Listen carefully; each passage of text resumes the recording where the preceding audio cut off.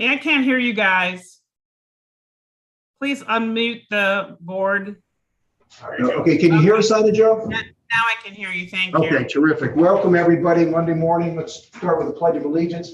I pledge allegiance to the flag of the United States of America and to the republic for which it stands, one nation, under God, indivisible, with liberty and justice for all. All right. Thank you all for attending this morning. I will note that everybody's in attendance here this morning at the board with Ms. Chappelle or attending via video conference. I will move to acknowledge the Secretary of State's Directive 2022-34 instructions for the August 2nd, 2022 primary election and Directive 2022-35 data collection, notice and cancellation procedures for the completion of the 2018 national change of address and supplemental process. If there's a second. Second. Thank you. Any question or comment about that? Okay, hearing none, all those in favor signify by saying aye. Aye. Aye. Thank you. Matter passes unanimously. Preliminary approval of the ballot. I will move to for the preliminary approval of the ballot order for the August 2nd, 2022 primary election. If there's a second. Second. Thank you. Any question or comment? This is something we always do. Preliminarily, we'll have a final approval in a few meetings. Correct. About 30 days out, we'll have the final. All right. Hearing no other questions or comments, all those in favor signify by saying aye. Aye. Motion passes unanimously. And I'll move to approve to outsource the printing and mailing the vote by mail ballots for the August 2nd, 2022 primary election and November 8th, 2022 general election. This is something the Secretary of State office, I believe, requires us to do. We have a contract in place with Midwest. Is that correct, Mr. That is correct. Okay. So the board has to, it's a two-part process. The board has to first do this. Typically it's by 70 days out. The Secretary of State addressed August in the directive because it's less than 70, but we also got approval to throw November in there. And then if we were to get approval, then we have to submit an application to the Secretary of State's office. And then they come back and typically they approve that for us. Are there any other question or comment about this matter? Okay, hearing none, all those in favor signify by saying aye. Aye. Aye. Motion passes unanimously. And I'll move to certify the automatic recount from May 3rd, 2022 primary election for Cuyahoga County Central Committee, Cleveland 03E. If there's a second. Second. Mr. Cleary, are there, well, why don't you address us now before we take a vote on this? Sure. Last Wednesday, June 1st, the ballot department performed a recount for the May 3rd primary election. We performed an automatic recount for the member of County Central Committee in precinct Cleveland 3E. There were a total of 137 ballots cast in this race. We ended up hand counting all of them because we selected the precinct. All the hand count and the rescan matched the official count, so there's no change in this race. This was the race, if you remember, was decided by the coin flip, so the winner stays the same. Okay, no change at all. No change at all. All right. And we've certified that winner via the coin flip. Is that correct? That is correct. Okay. Any other question or comment from Mr. Cleary? Okay, hearing none, all those in favor signify by saying aye. Aye. Aye. The motion passes unanimously. I will move to acknowledge the withdrawal of candidates from the August 2nd, 2022 primary election. Excuse me. Those individuals, well, that's Ms. Sandra Williams, State House Rep, District 18, State Central Committee, District 21, Mr. Frost from State Central Committee, Senate 23, and Greg Maravicius, Central Committee, Senate District 24. If there's a second. Second. Thank you. Any question or comment? Hearing none, all those in favor signify by saying aye. Aye. Aye. Motion passes unanimously. And now on to our early in-person voting PEO performance report that we get after every election for the May 3rd, 2020 primary election. Steve?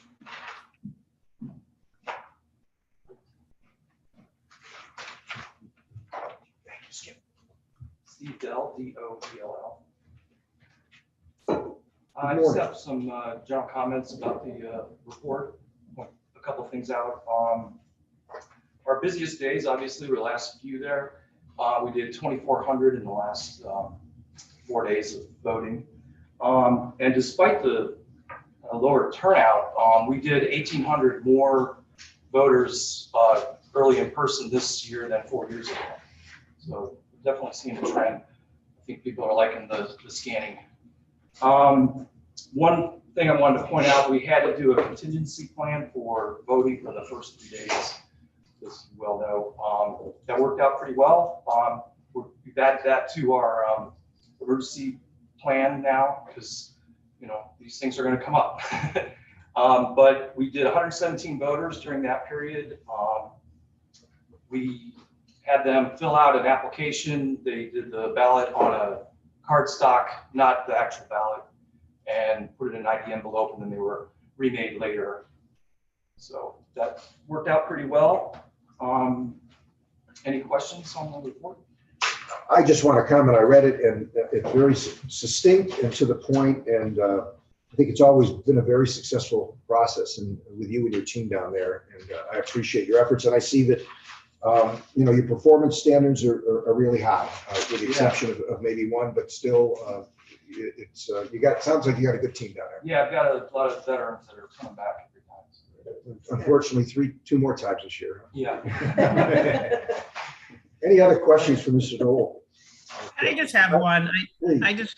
I noted the report, it, you know, said that, you know, there's not, you know, the folks are encouraged to give self-report any problems at the time, not after, you know, after the fact reporting of incidents is what it referenced. Just wondering, did we get any complaints or problems reported at the time that folks or issues arising at that time? Were people self-reporting any problems, I guess is the question. You mean during the first 3 days or anytime? Or? Yeah, at any time. Did we get any problems or issues come up or complaints given that were resolved or handled? Just want to know. I mean, it's great. If we didn't have any problems, wonderful. If people didn't report anything, great. But since there's no post-reporting, go ahead, I'm sorry. On election day, a lot of people try to come down here to vote, and we have to direct them to their polling location for the most part. Some of those folks aren't happy, but you know, we got to send them to their polling location. Yeah, I've heard we have this happen. I think every election, people think that, you know, I don't think people realize that our administration building, this building has another function on election day. Is there anything we can do to maybe prevent folks from coming down and getting frustrated thinking they can vote down here as part of early in person and on election day and realize that they must go to their, you know, polling location? We've, I mean, we try to address it through press releases and we can put something on our website that says, you know, go to your polls on election day, but it's not, we haven't kept it a secret. And, and I would say that this is something where I don't think they're repeat offenders, right? So you get, you know, some of them, they come down and then they get it and they go to the next time they don't do it again. So. Yeah, but I'm good. Yeah, just so for as long as we're giving a reminder to folks that, you know, okay. I appreciate the comments. Thanks. Okay, any other questions for Mr. Dole? Okay, hearing none, I will move to acknowledge that early person voting PER performance report for the May 3rd, 2022 primary election. If there's a second. Second. Any further question or comment? Hearing none, all those in favor, aye? Aye. Aye. Thank you. I will move to approve to appoint not less than 2 precinct officials for each precinct pursuant to revised code section 3501.22 for the August 2nd, 2022 primary election. There's a second. Second. This is something we do for every election. We're required to by statute. Hearing no question or comment, all those in favor, aye? Aye. Aye. Motion passes unanimously. And on to the preliminary authorization for the allocation of voting booths for the August 2nd, 2020 primary election. Allocation quantities are based on the social distancing and room size per polling location. A total of 4,554 voting booths will be allocated, 819 DS200 precinct scanners and 288 ADA AutoMark voting units and 796 electronic holders. Second.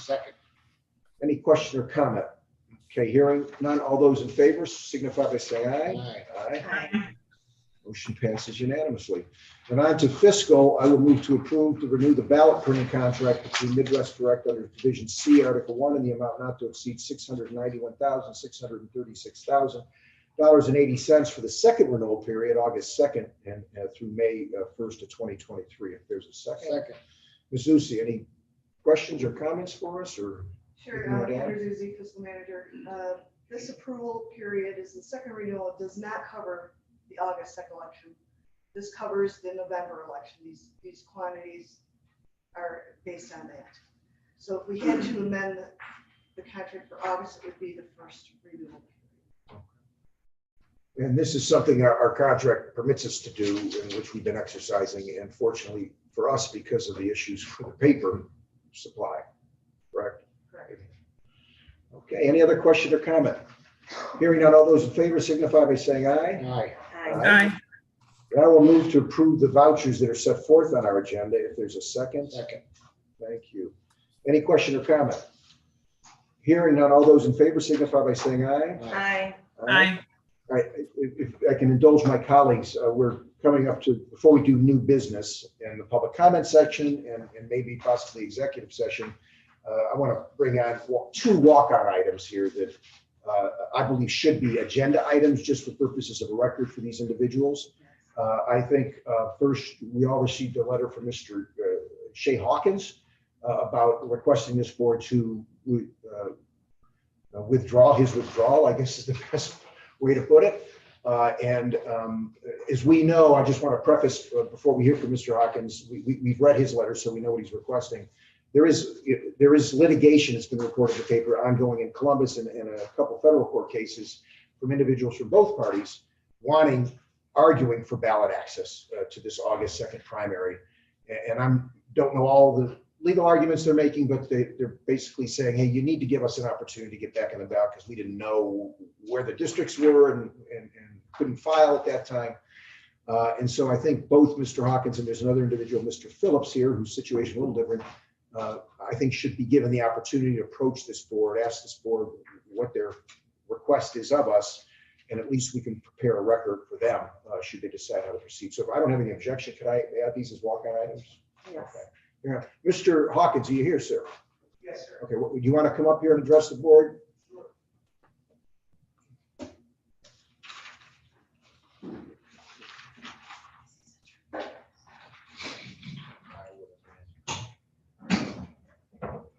Thank you, Merrick. And if there, Mr. Hawkins, we are in receipt of the letter you provided us, I believe Friday at some point. Was that afternoon? Yes, Friday. So, and it was shared with us that afternoon, and we've had it over the weekend. I've moved to have this as an agenda item. We've read your letter. What are you asking of this board, Mr. Hawkins, and what are you basing your request on? Yes. Excuse me, why don't you state your name and address for the board? Yes.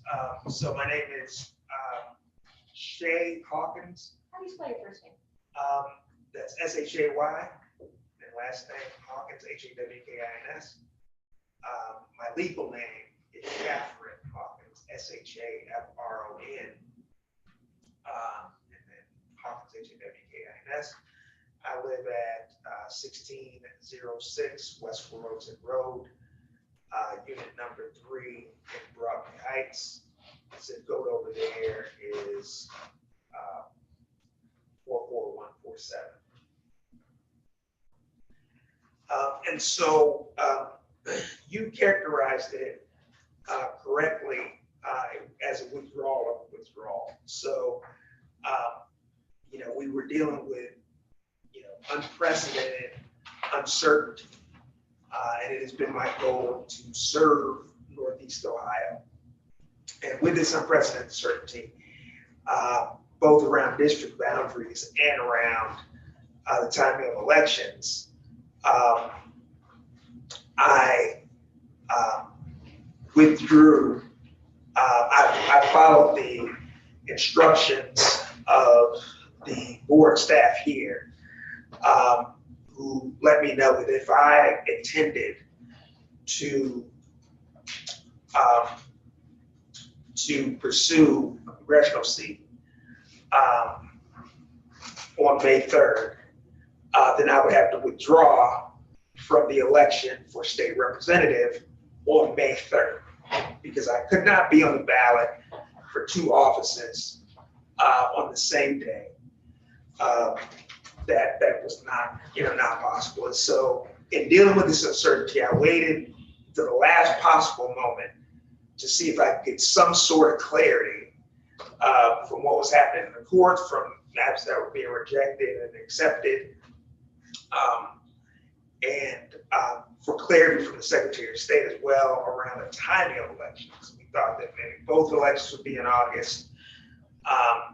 And so I literally waited, to the day before the filing deadline for the congressional race to withdraw my candidacy. Now we're in a position where I did withdraw for an the May 3rd primary, but I did not withdraw for an August 2nd primary, which is where we are now. And we're in a situation where literally, if I had dealt with the uncertainty by essentially disobeying the board, essentially going against the rules and saying, you know what, I'm just going to file for Congress and Summit, and which is the largest county encompassing that congressional district. I'm just going to file for Congress and Summit, and I'm not going to withdraw in Cuyahoga. We'll let the chips fall where they may as we proceed in this uncertain situation. If I had done that, if I had proceeded and dealt with the uncertainty in that way, I would be on the ballot here right now. So we don't want to move forward in a situation where if somebody kind of uses things being up in the air to not follow every rule to the letter, that they get punished for that. If I'm not placed on the ballot as it stands right now, the party that I'm running under, the Republican Party, a major party, would not have a candidate, as things stand right now, would not have a candidate in the most competitive district in Cuyahoga County. In fact, the most competitive district in all of Northeast Ohio. And so it's just, it goes against the spirit of what we're looking for, in Ohio law, over what is essentially a technicality associated with a moving target of a primary date. Thank you, Mr. Hawkins. There'll be some questions here, but I want to refer to Mr. Musson. You've had discussions with our staff about this, Mr. Musson. And what are some of the conclusions? From my understanding, and I'd like you to elaborate if you can, there's a directive that says it did not extend the filing deadline for the August 2nd, 2022 primary, correct? Correct. Right. And also, is there an issue concerning, and I hate the lack of this term, the sore loser rule, so to speak, someone running for one seat and then filing for another seat in the same election cycle? Does that matter too? And finally, this issue of his withdrawal, Mr. Hawkins, there's no dispute that he withdrew.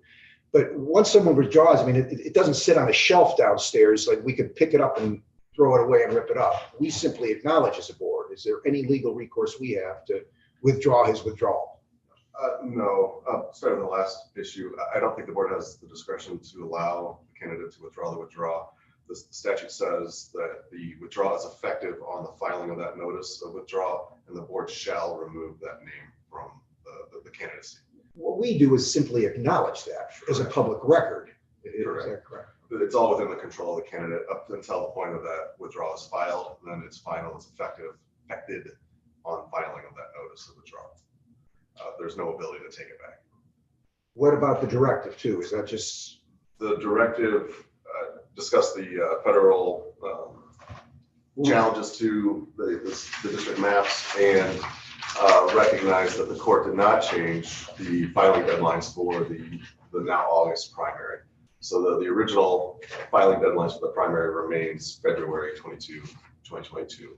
And there's no ability to file for the primary after that date. And what about, Mr. Hawkins commented about, and I appreciate it, said, hey, if I never withdrew my name, it's an advisory opinion, but Yeah. what would we have done? Would the board probably have to take some sort of action? Huh? I think so. I think if everything was frozen at that time, and I think the staff gave the appropriate advice, you need to withdraw. If you're going to maintain your candidacy for the congressional district, you need to withdraw your petitions or your candidacy for the state rep position.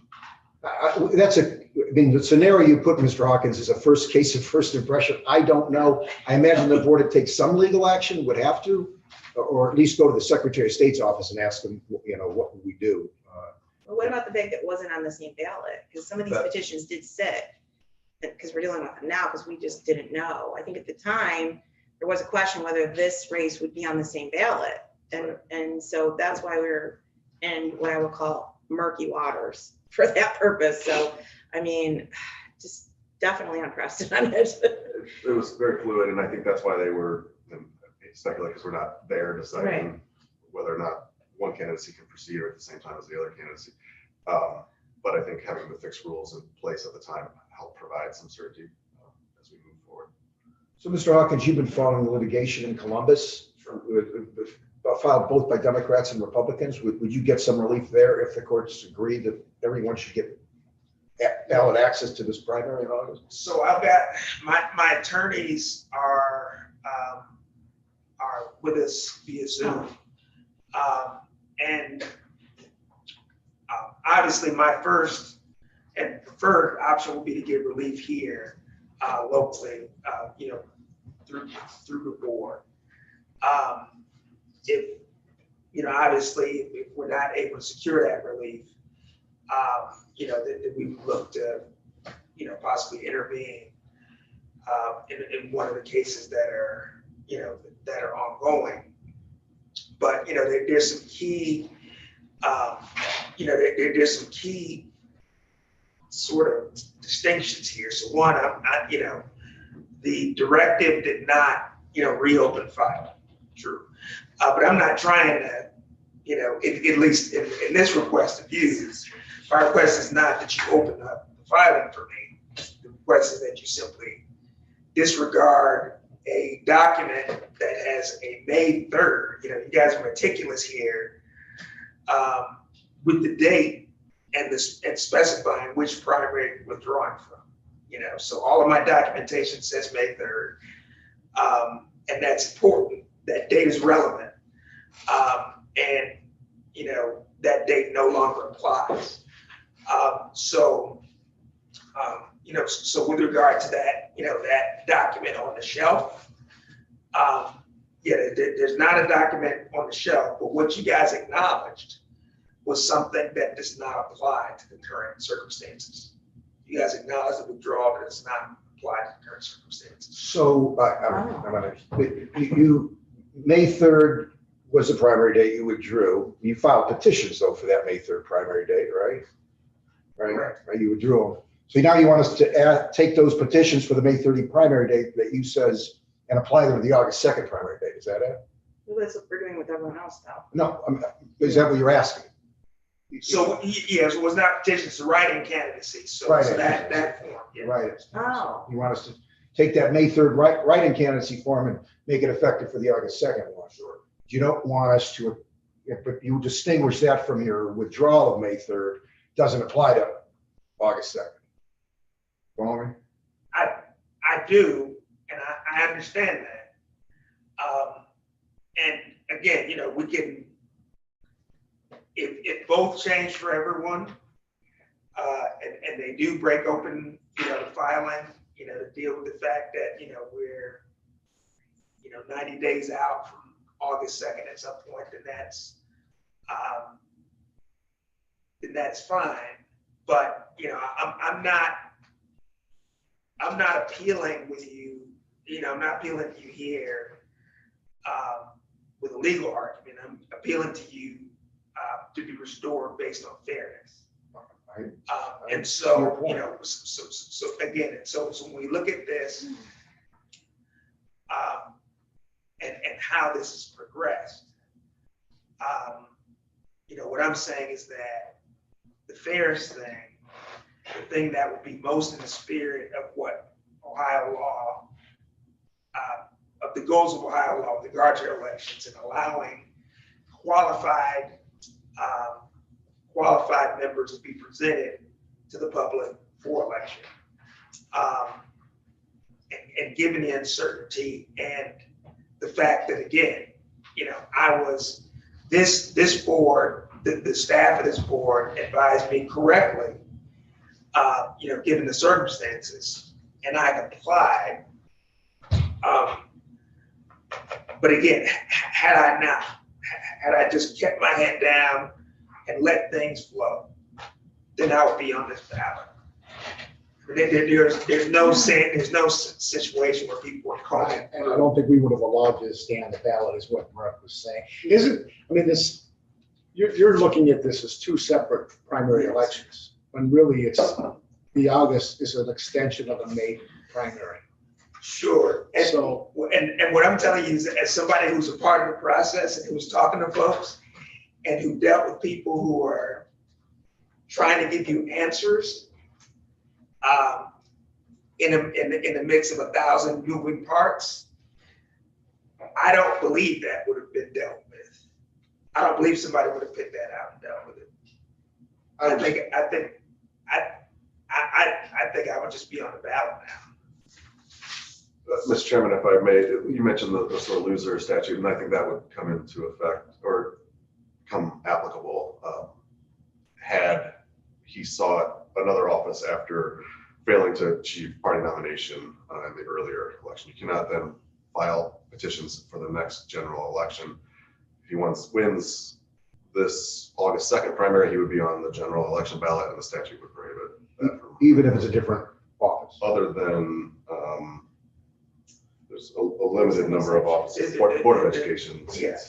Yeah, there's a limited number of offices there, and Is that because of partisan status of that, or is that because of the date? Because here's the other issue. Sometimes that has to do with when the filing deadline is, because I know with Board of Elections, those are in August, for example, for a November ballot, whereas someone could run earlier in a partisan primary for council, lose that earlier primary, and still try to run for Board of Elections. That's one of those.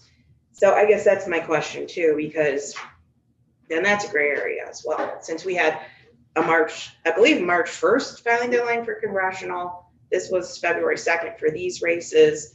And then additionally, that obviously went forward on May 3rd. And now here we are for August 2nd. So it's kind of like an election sandwich between this process. It's a little unusual. Yes. and we ultimately, would deal with the sore loser statute, again, in a legal context going forward.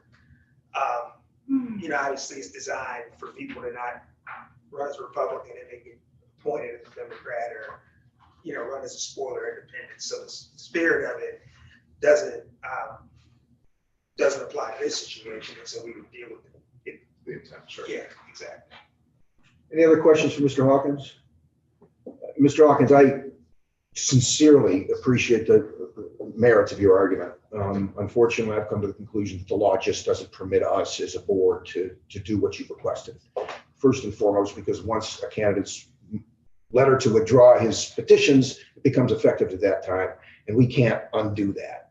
The law just doesn't permit it. You've made some excellent points and arguments. The reason I wanted to get you on here is to create a record. I think your attorneys can appreciate that, because you have to have, I believe, a quasi-judicial at least hearing on this matter, create a record so then they can take the steps they think are necessary to try to get you back on that ballot. And frankly, I hope they're successful with the others, if that's possible, both D's and R's. But reluctantly, I'm going to move not to grant your request to withdraw your withdrawal, and appreciate you coming down here and at least making that request on behalf of your candidacy. There's a second. Thank you. Any other questions or comments for Mr. Hawkins? I just want to I'd like to thank Mr. Hawkins for coming down. And, we have all talked about how this whole time has been fraught with uncertainty and, it's unprecedented and so forth and so on.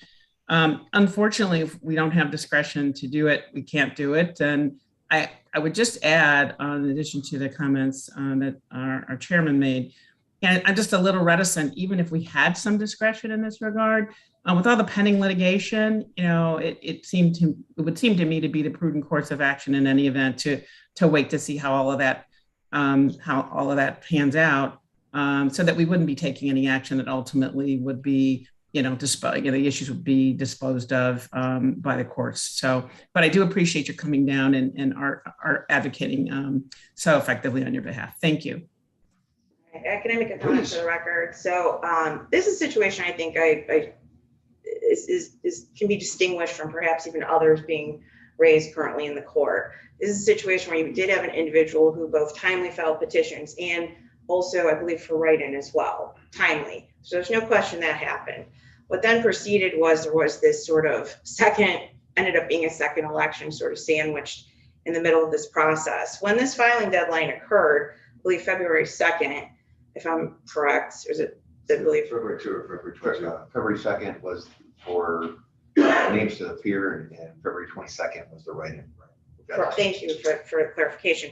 The other fact I would like to note for the record, the map in place at that time was what I'll affectionately call map 2, was not this current map we're under.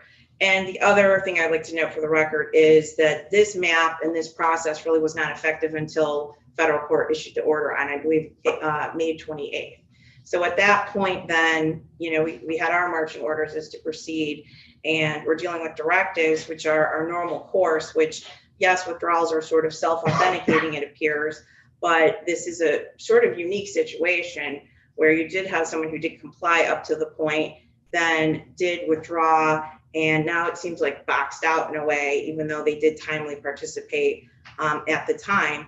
There were other sort of unprecedented things done. I know there was some legislation that was enacted, but we had people that basically filed petitions with different numbers on them because there was that uncertainty. They were allowed opportunity to move. They were allowed to gather signatures from outside their district just because of all the uncertainty. Definitely that's unprecedented too. So while the legislature did choose to address those issues, I'm disappointed this wasn't addressed. Perhaps this could have been cured by adding a write-in deadline, and perhaps this is what the federal court or Ohio Supreme Court will do. I'm not sure. But because of this sort of separation that has occurred with this separate filing deadline for congressional, this race not appearing on the May 3rd ballot, and then additionally us not even knowing about this certainty of this election until May 28th, I just feel like this is a ballot access issue. And I do hope this is cured. So I'm very sympathetic and as well, and I just wanted to make that record because I think this is a unique situation, and I would like to see some remedy for you. Thank you. Thank you. One last, Sure. so I just wanted to know that the board staff here down on the second floor have been extremely helpful and professional throughout this very unprecedented and uncertain time. I mean, it's difficult when you're out there trying to gather signatures and be involved and figure out what you're going to do and make decisions. And the staff was highly effective, very professional, very patient and helpful. So I just wanted to note that. Thank you, Mr. Hawkins. And thank you for having me today. Well, thank you, sir. Any other comment? And hearing no other comment, all those in favor of the motion, signify by saying aye. Aye. Aye. I'm going to vote against. Okay, and then all those opposed? Nay, for the All right. records I state, Sure. the reasons I stated. Thank you. Very good. The motion passes 3-1. Thank you, Mr. Hawkins. Appreciate it. Along those same lines, we have another individual who's attempted to access the primary ballot for August 2nd for other different reasons. And I've asked also his matter be put on the board agenda so he can be here. Mr. Phillips, if you want to come up, sir. Mr. Chairman, I just need to plug in. Give me 10 Okay. seconds. Hold on a second, Mr. Phillips here.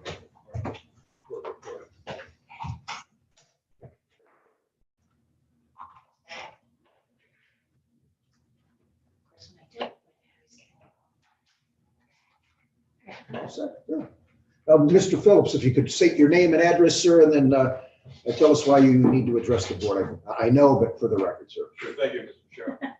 My name is Nicholas Phillips. My address is 10450 Castle Drive in North Carolina. And why I'm here today is to really present myself as a candidate for the state rep position of District 15.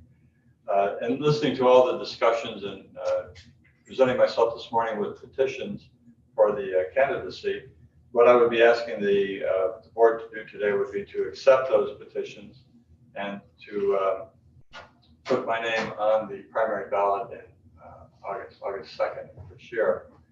And I understand, I did read the Secretary of State Directive 2022-34, which sets out the rules on this particular situation.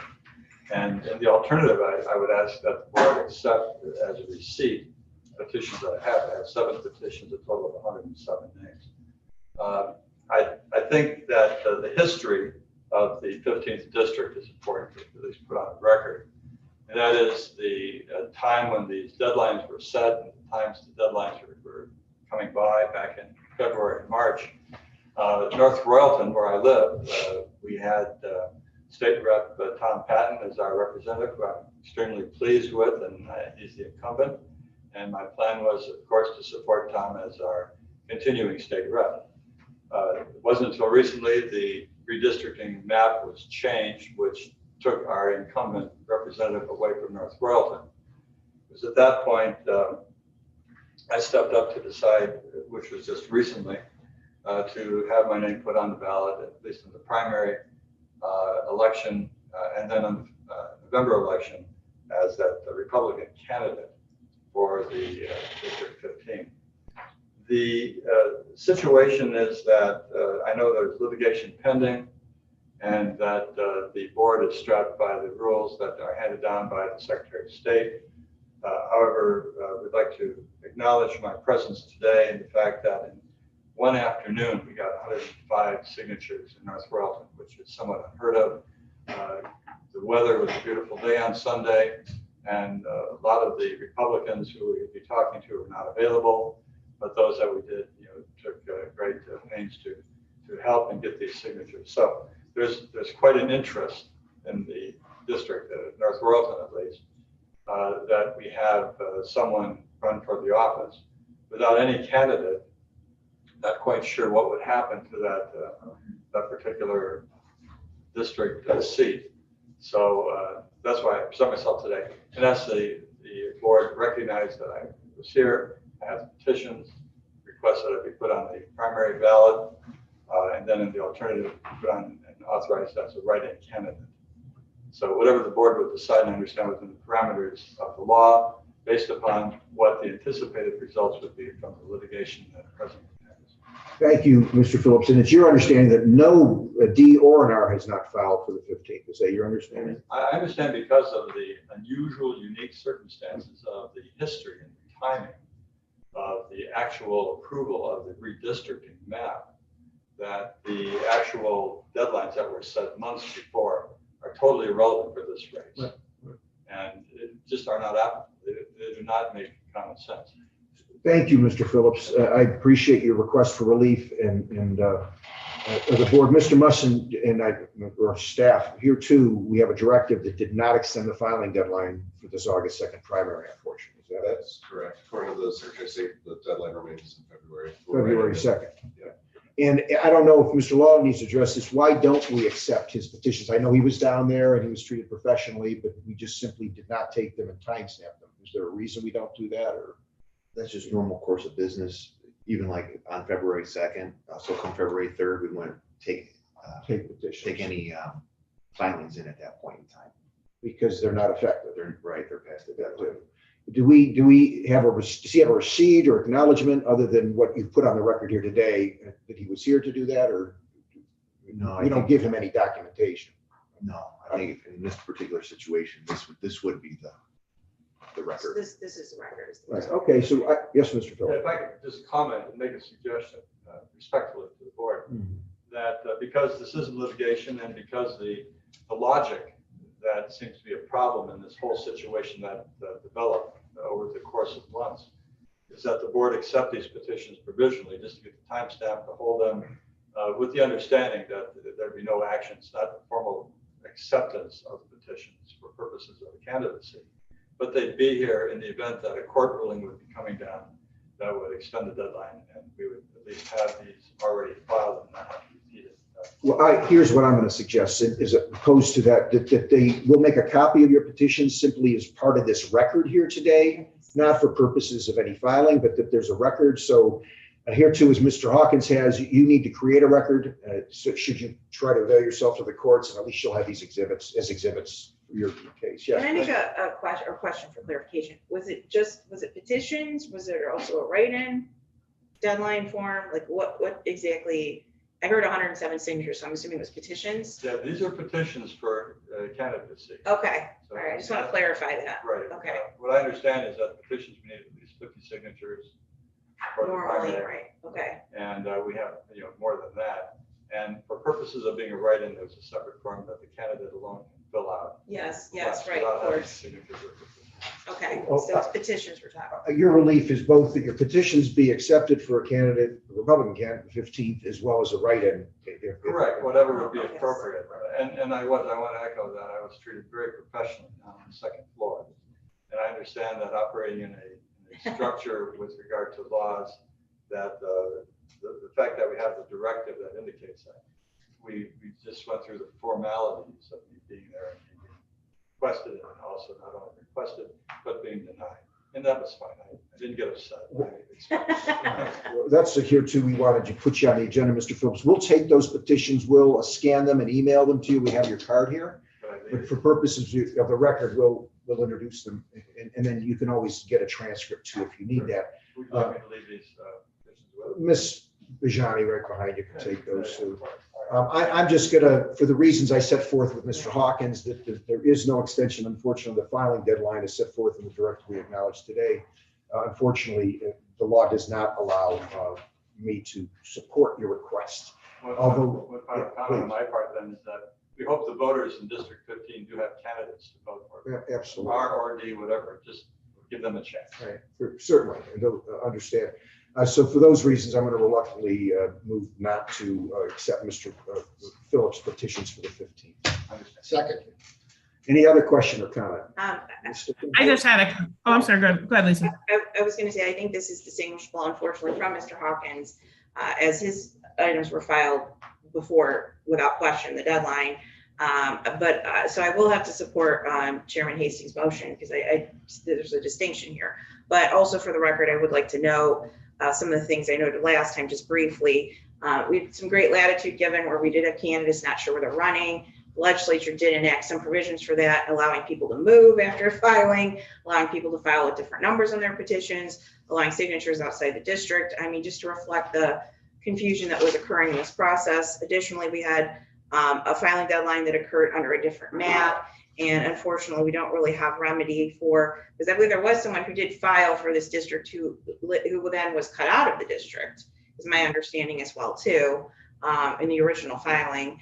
I know for sure there was one gentleman because I think there was a request to move and he couldn't.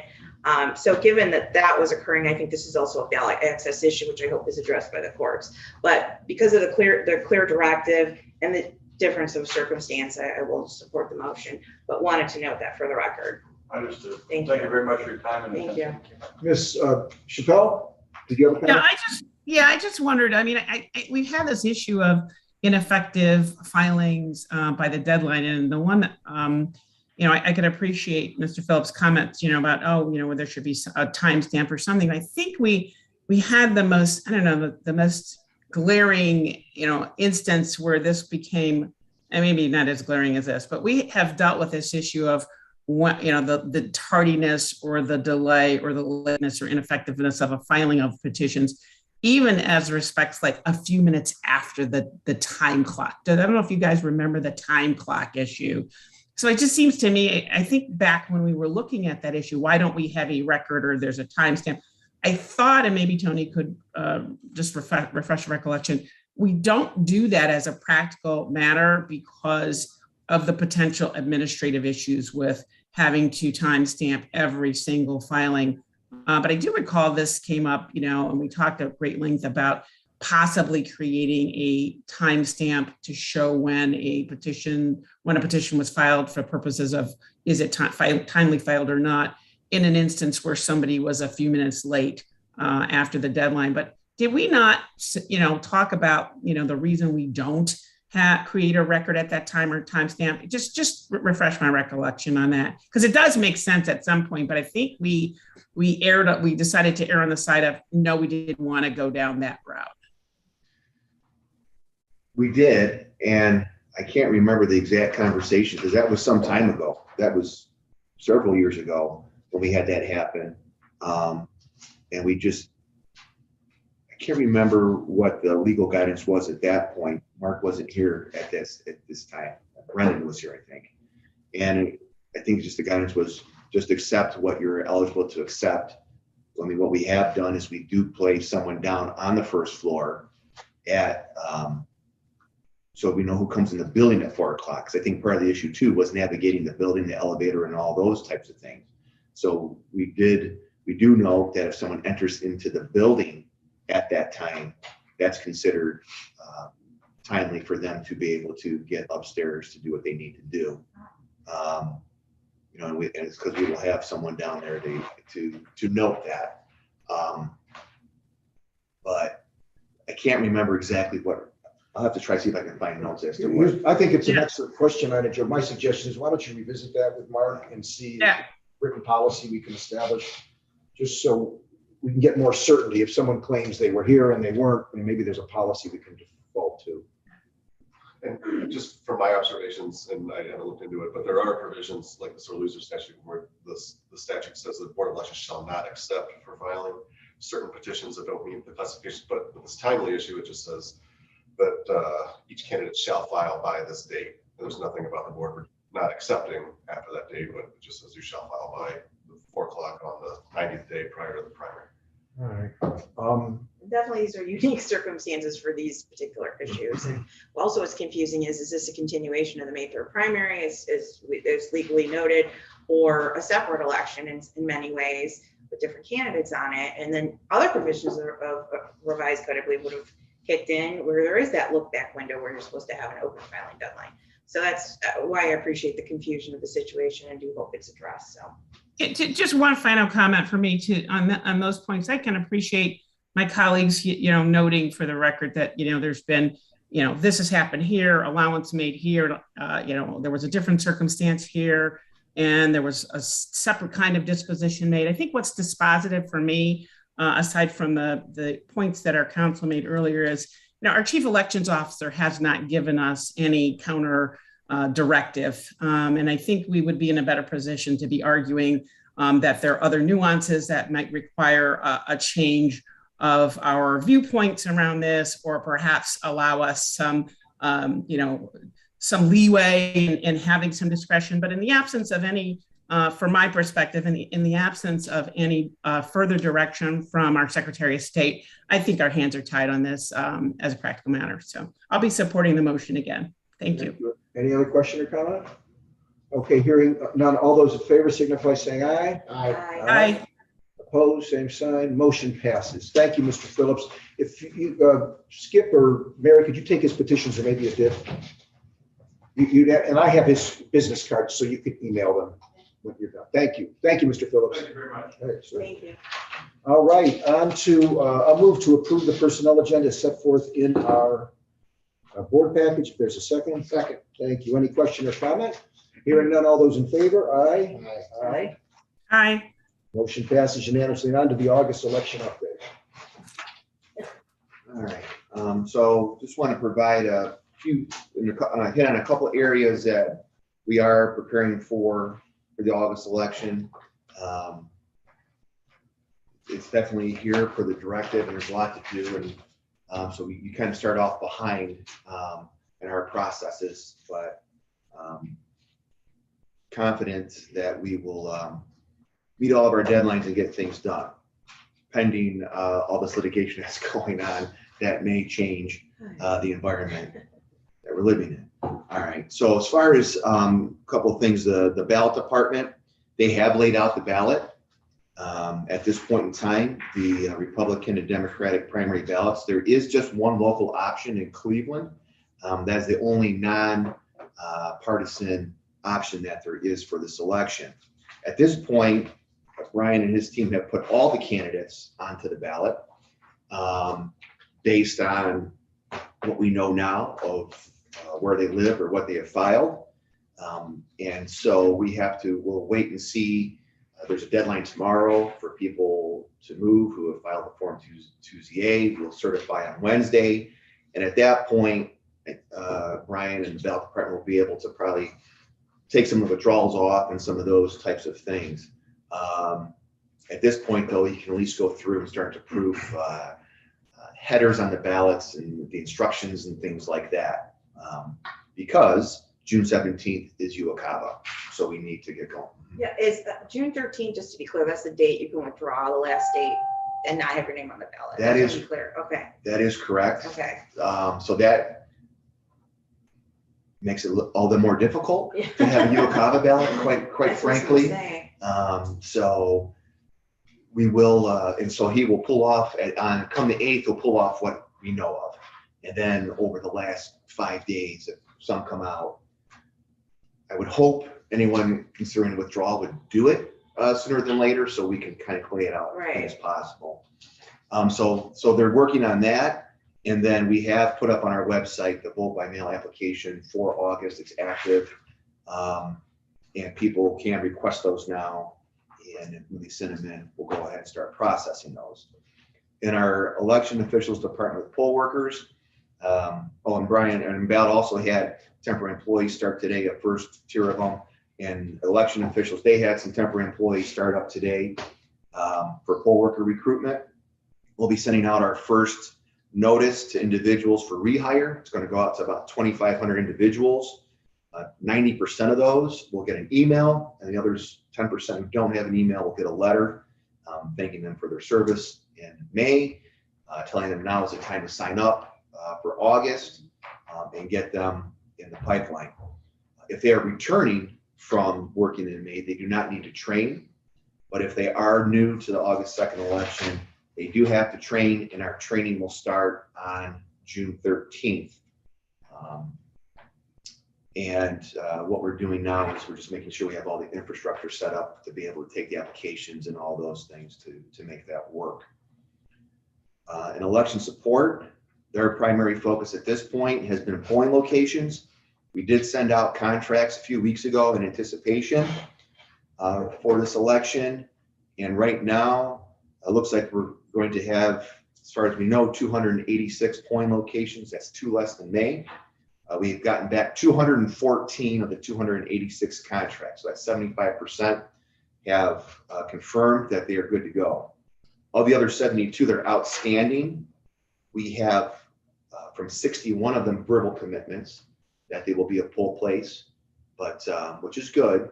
But until you get the contract in hand, that's when we'll have our best confidence. That leaves 11 locations that we have not heard from. And on that list are ones that don't surprise us. A lot of churches who they're only open on Sunday, and we have a hard time getting a hold of them, and eventually we do. We do have 9 poll place changes from May to August. Most of these are conflicts in the location for August because they have it rented out for a party, whatever it may be, and they can't accommodate us for this election. So I think 8 of the 9, we actually have identified locations where we can go and have the election. Excuse me, Tony. Yes. Excuse me. Do we have a date certain by which we have indicated we need to have the signed contracts back for those locations? I don't remember what that was. We did, I think it has passed. Fix back there. So what we have done is we've reached out, we've been communicating with them. That's how we have these verbals. And we'll continue just to push with them. Again, the election support department's pretty confident in these last 11 because these are the ones that always pretty much are the ones that come in last. Are there going to be any new voting location changes as there were? There's 9. There are 9. 9 changes, and that's because of the conflicts for August. Those locations that rented out had something on the books. The voter guide, our intent is to send one out. We saw what happened when we didn't do that. Again, this tight time frame, we actually had to provide the artwork. So this was approved previously. We provided the artwork to the vendor last week because they needed to have that to print the shells. They want the data tomorrow. And by doing that, they will be able to hopefully start mailing out around June 21st, with the mailing finishing up on June 27th, which would get these voter guides to them right before the opening of absentee on the 6th or that first week of voting. We will continue on with this process. And again, the 21st of June would be when they hope to first mail these out. So we will watch the litigation, and if for some reason that gets pushed, then we won't mail, but we will have to pay for the work that they've done.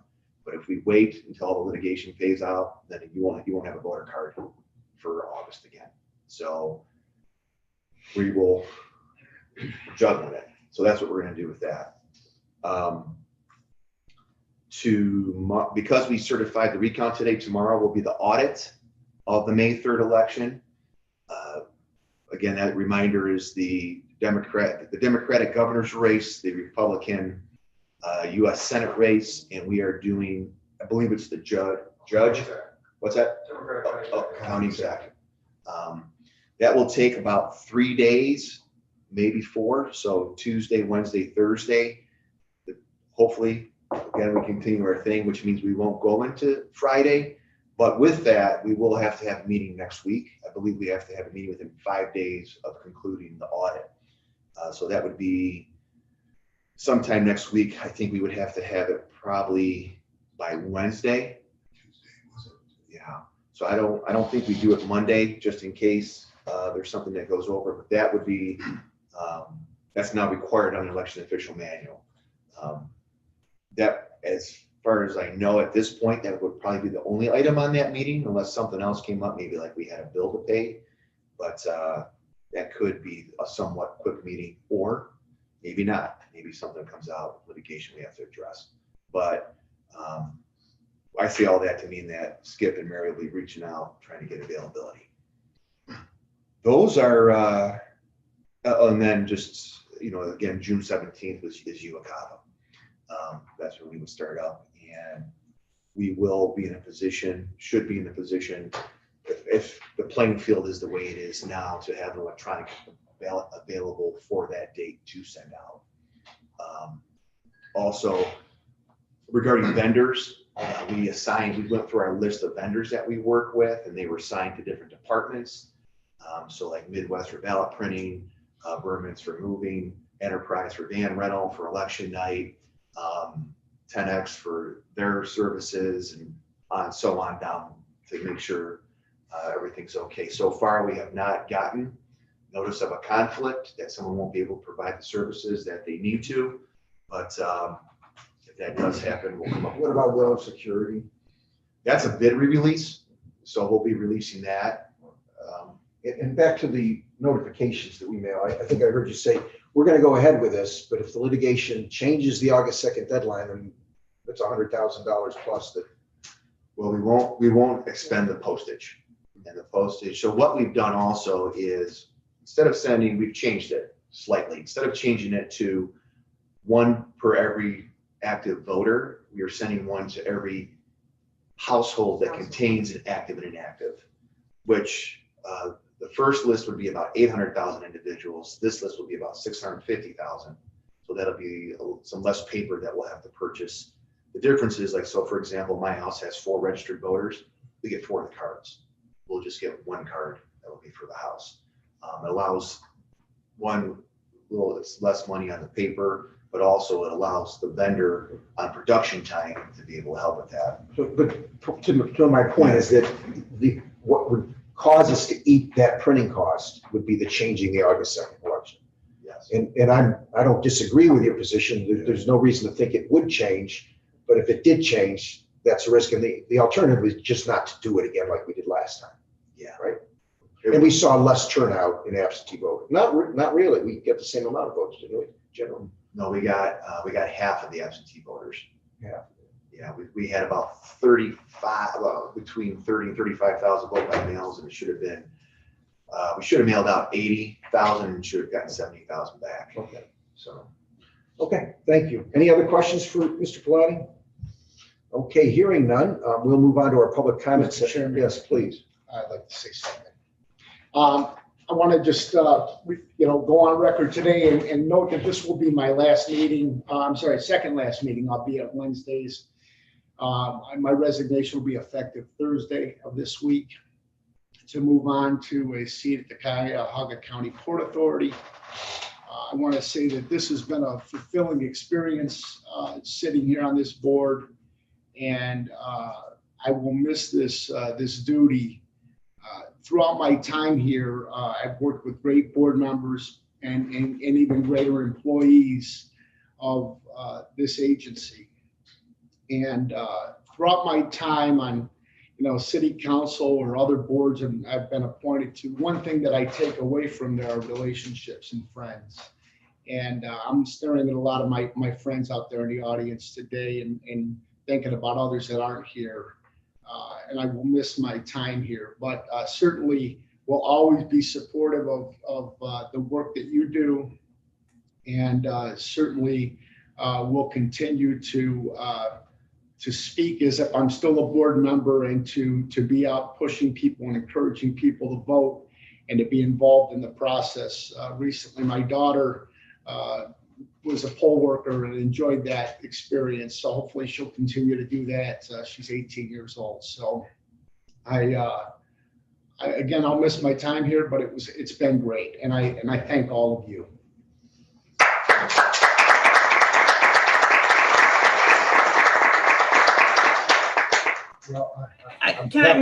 Mr. Chair, may I say something? I'm sorry. Please, go ahead. First of all, is there something in the water? Linda's leaving, now you, Dave. I don't know if I'm going to be supportive of these votes here, or acceptance. I say that, teasingly, but you've been a great friend and a great board member.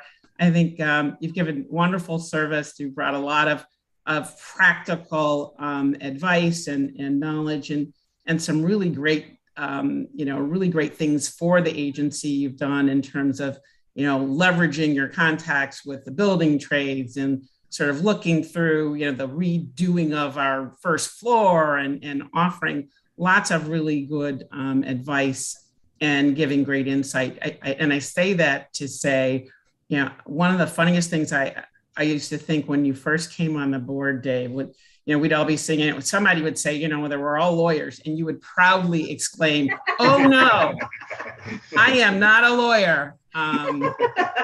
But you've given great service. You've been a great colleague, and I just wish you all the best going forward. It's been a pleasure to serve with you. Thank you, my friend. Thank you. And on my behalf, and I know I speak for all my colleagues, you've added a lot of value, benefit, Dave, to this board. And I'm so fortunate that our timelines crossed here for the past 7 years. And I know with our staffs here too, because you could cut through some bureaucratic leadership and make a few calls and to get some problems solved. So I really will miss your participation in this board, but I'm heartened to know that you'll continue to participate through the board, Port Authority, and continue to add value benefit to the residents of this county. Thank you. I've been here the least amount of time, but I've enjoyed working with you. You were so welcoming and, especially as the newest member of the board and helping me get to speak quickly, and also enjoyed serving with you, and wish you luck in all your future endeavors. Thank you. Thank you. And congratulations on the new post. Thank you. We'll miss you. Yeah. Okay, having said that, we're going to continue on with business, though, as Dave would have us do. Yeah. And we'll take our public comment. First, Ms. Reverend Pamela M. Pinky Butts. You have 5 minutes, Ms. Butts, to address the board. Here's Reverend Pinckney. I'm sorry. Okay. I said it for a lot of reasons. Not business. Good morning, everybody. Good morning.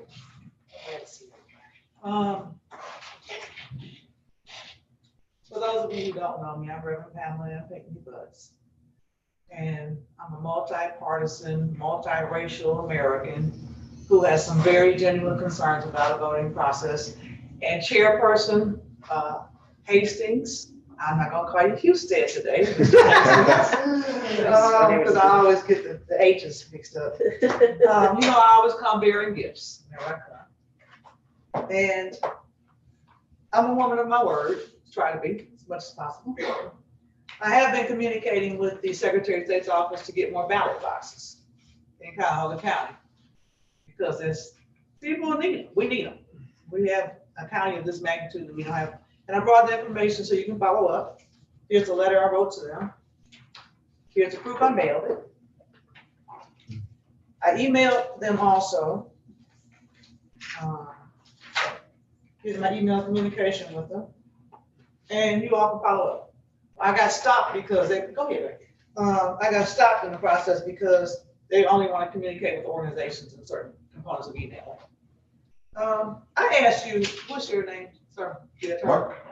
Okay, Mark. I heard some very serious issues here today. And I asked that you would, as you address the law, that you would address our legislation on behalf of Mr. Hawkins and Mr. Phillips. And make sure that when they draft this legislation, that it is not discriminatory according to our Civil Rights Act. And I said that to say this because I wanted to address many of the agenda items, but I'm running out of time. Item 1, item 3, item 7, and item 8. On number 8, when you are at the voting booths, make sure that someone is there to accompany people for literacy. Some people cannot even read the ballots. And we need to have some type of literacy training in the process, in the voting process. And I asked also about salaries for precinct committee people. I have not heard any discussion about that. I guess I will have to talk to the Secretary of State about that also. And I'm sure you'll direct me, Mr. Hastings. I want to thank you also. Your presence has been very, very welcoming, very pleasant. It's a whole nother spirit. And I congratulate you. Go ahead and do your thing. I wanted to, and don't forget everybody, Juneteenth is a federal holiday. And Mr. Chairperson Hastings, would you, just for the record, so that we can eliminate gossip, would you clarify that Republicans do not want ballot boxes and that Republicans are not trying to suppress voters? I just want that clear because one of the things that has happened to me in my walk is I have been discriminated against because of the color of my skin, because of my gender, because of my being heterosexual, my sexual orientation, because I'm not married. And I know how this feels to be in this. And I'm here today to state to everyone listening, watching, whoever, violence in voting stops with me. I do mean that. I've been discriminated against by females, even for my own. And a lie, Mr. Hastings, Chairperson Hastings and Director Pilati, cost me my voting and everything. I reported abuse and a lie. I lost everything. And I said that to say this. The homeless population is still not being addressed. Because when you're talking about people having their information on record, some people don't have information to give you on record, and we need to tighten up that, what's the thing now, the safe at home? Because even candidates should be safe at home. I have a protection order right here. But in order to generate a petition, I have to put my address on there and my views will find me. It is right here. See? And it's not gonna do me any good if I'm trying to be safe. And it's not a slap in anybody's face, but it's a reality. I was assaulted by one of my church members, beat up and dragged through his house. And there's a warrant for his arrest today. And I'm bringing a lot of very important matters to you. This is my book I have authored and published. It's in the Cleveland Public Library. They're doing a book signing for me on July 16th, the day before my parents' anniversary and my youngest daughter's birthday. And thank you, Ms. I thank you, Butts. Reverend Pinckney. Reverend Pinckney Butts, thank you. And I thank you. I look for the day that you don't just have me coming here just talking for 5 minutes and it's just talking for 5 minutes, but that you will have me here as a guest speaker and I can actually bring concerns for the community to you that you will not only take time to listen to, but also hear. Thank you very much and have a blessed day. Thank you. You too. Mr. Dantes. I didn't hear you. I didn't hear your response when I said about the that Republicans do not want ballot boxes and that Republicans are not willing to suppress voters. I did not hear a response. Thank you, Reverend, but this is a public comment period for you to comment publicly, not me, so. No, I understand that, but I am the public commenting and I want a response. Well, the law says, I believe the law was codified that says you can't have only one for county, so I'm just sworn as follow the law in the state of Ohio. Would you also look at that, Mark, please? And also, I asked the question, is it true that the Republican Party does not want more ballot boxes? And is it true that the Republicans do not want certain groups of people to vote? That's what was my question. Thank I would like you. an answer from you, please. I just gave you my answer, Reverend So you're not Vice. gonna answer. Okay, thank you. So that means that you're not listening. Okay, thank you. Mr. Taylor, if someone could assist Mr. Taylor, please.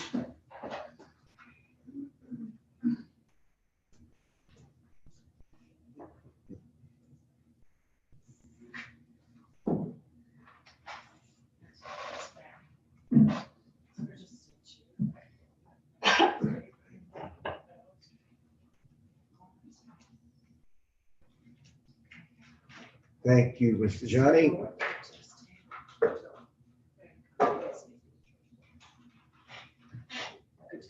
Hello, Hello, Ms. Taylor. We can hear you. Why don't you pronounce your name and address, sir? my name is Leon Taylor. My address is 12202 Gay Avenue, King, Ohio 44105. Please address the board, sir. Yes, my name is Dantes Taylor, and I would like to apologize to the board if I did anything wrong, anything unnecessary things or whatever. I want to get it right and everything else. God bless. Well, thank you, Mr. Taylor, for coming down and speaking to the board. Okay, no other public comment here. I would like to move briefly into executive session for purposes of discussing hiring, employment, compensation, and discipline. If there's a second. Second. Thank you. Ms. Sticken? Yes. Mr. Wondolowski? Yes. Ms. Chappelle? Yes. And Hastings is yes. We'll call you, Ina Jo, on the phone. Okay, thank you. There will be no other business at the conclusion of executive session, so just to let everybody know. Thanks. Whatever help you need with the churches, let me know. Whatever help you need with the churches, let me know. Okay. Because a lot of the churches were afraid, and a lot of the churches got a communication from the governor's office telling them, some of them